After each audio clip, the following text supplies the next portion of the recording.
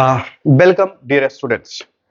आज हम लोग कैपेसिटर से रिलेटेड जेईई मेन 2022 में क्वेश्चन आया उसका सॉल्यूशन करने वाले। ठीक, चलो पहले तो सवाल पढ़ते हैं। बोला है as shown in the figure in the steady state, है ना। इन द स्टेडी स्टेट, पूरे होल क्वेश्चन का यही मुद्दे का विषय है, steady state. The charge stored in the capacitor is, है ना। तो ये भी बेसिकली एक इंटीजर टाइप क्वेश्चन है। चलिए करते हैं। देखो, सबसे पहले सवाल में एक वर्ड यूज कर रहा है स्टेडी स्टेट, तो इसको हम लिखते हैं स्टेडी स्टेट, है ना। स्टेडी स्टेट हमने क्लास में क्लियर कट डिस्कस करा है कि किसी कैपेसिटर के तीन स्टेट्स की बात हम करते हैं जनरली, इनिशियल स्टेट, एक इंटरमीडिएट स्टेट और एक स्टेडी स्टेट। तो तीनों स्टेट्स के बारे में पूरी बात डिस्कस करा है, आप हिंदी मीडियम में हो या फिर इंग्लिश मीडियम, दोनों बैचेज में। तो सबसे पहले आप समझिए स्टेडी स्टेट का मतलब होता क्या है कि हमारा कैपेसिटर जब फुल्ली चार्ज हो जाए तो ऐसे स्टेट को हम क्या बोलते हैं, स्टेडी स्टेट। और स्टेडी स्टेट में जब कैपेसिटर जो होता है वो behaves as like open circuit. मतलब कैसे बिहेव करेगा ये, ओपन सर्किट की तरह, है ना। ओपन सर्किट, ओपन सर्किट बोले तो इनफाइनाइट रेजिस्टेंस, इनफाइनाइट रेजिस्टेंस, अनंत प्रतिरोध। मतलब भाई साहब ऐसा प्रतिरोध की का बिहेवियर, मतलब इसमें कोई करंट फ्लो नहीं होगा।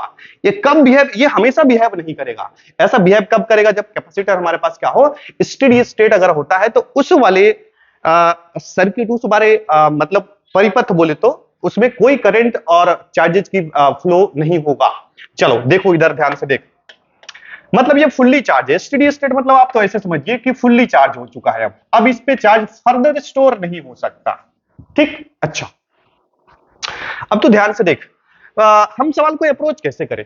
इसमें हमें पूछा गया है कि इस कैपेसिटर में चार्ज स्टोर बता। तो हमारे पास Q की वैल्यू है CB, Q बराबर कितना CB, और C की वैल्यू हमारे पास पता है कैपेसिटेंस 1.1 माइक्रोफैराड।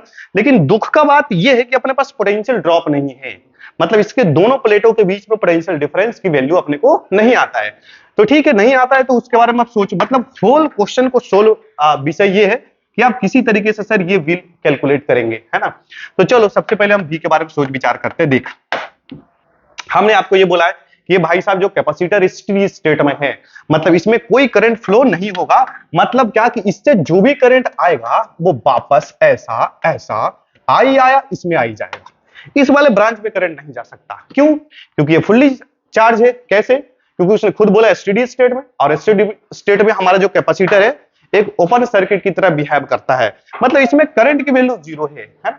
अच्छा, तो जो भी करंट आएगा बच्चा वो वापस ऐसा ही आ जाएगा। ठीक है, अच्छा दूसरी इंपॉर्टेंट बात हमने ये भी सिखाया आपको, किसी सर्किट में अगर सिंगल बैटरी है तो वो हमेशा डिस्चार्ज होता है। डिस्चार्ज होने का मतलब क्या, पॉजिटिव टर्मिनल से करंट निकलेगा और नेगेटिव में जाकर घुसेगा। समझ में? हाँ, कि आप उल्टा सीधा कोई सा भी डायरेक्शन ले, कोई फर्क पड़ने वाला नहीं है, सवाल तो सोल्व होना ही अल्टीमेटली। चलो देखो, तो सबसे पहली बात तो हम क्या करेंगे, यहां से इस पूरे सर्किट में करंट की वैल्यू लिखते हैं। सर क्यों करंट की वैल्यू लिख रहे हैं? क्योंकि देखना सिंपल, इस पॉइंट का जो भी पोटेंशियल है वही पोटेंशियल इस पॉइंट का होगा। हाँ, यहां भी वही पॉइंट का पोटेंशियल। लेट्स से कि यहां का पोटेंशियल VA है, तो ये भी पॉइंट का पोटेंशियल कितना VA। हमें बेसिकली इस दोनों कैपेसिटर के बीच में पोटेंशियल डिफरेंस चाहिए। और अगर इस पॉइंट का पोटेंशियल सपोज VB है तो इस पॉइंट का भी VB होगा, और इस पॉइंट्स का मेरे दोस्त क्या होगा बता, इस पॉइंट्स का भी पोटेंशियल क्या होगा, VB होगा। VB क्यों सर, बीच में तो रेजिस्टेंस आ रहा है सर, ये तो पोटेंशियल ड्रॉप कराएगा। लेकिन मेरे दोस्त खुशी की बात ये क्या है कि रेजिस्टेंस तो है लेकिन इसमें करंट फ्लो हो ही नहीं रहा है ना, इसमें करंट फ्लो ही नहीं हो रहा है भाई, तो काय का पोटेंशियल ड्रॉप।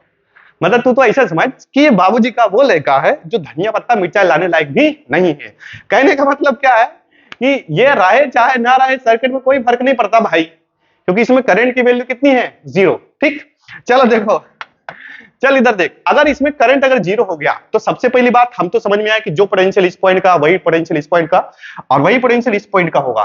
तो इन दोनों कैपेसिटर के प्लेटों के बीच में हम क्या निकालें, पोटेंशियल ड्रॉप। पोटेंशियल ड्रॉप निकालने से पहले सबसे पहली बात सर आप ये निकाल दीजिए, क्योंकि ये भाई साहब और ये जितना पोटेंशियल ड्रॉप इन रजिस्टर के दोनों टर्मिनल्स के बीच में होगा वही पोटेंशियल ड्रॉप इसके बीच में होगा।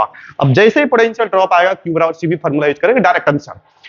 तो सर पोटेंशियल ड्रॉप कैसे निकालें, इसमें निकालने के लिए तुम्हें V और IR लगाना पड़ेगा सर, लेकिन अपने पास करंट नहीं है। करंट डायरेक्ट लिख लेना, करंट के लिए कोई लफड़े की बात ही नहीं है।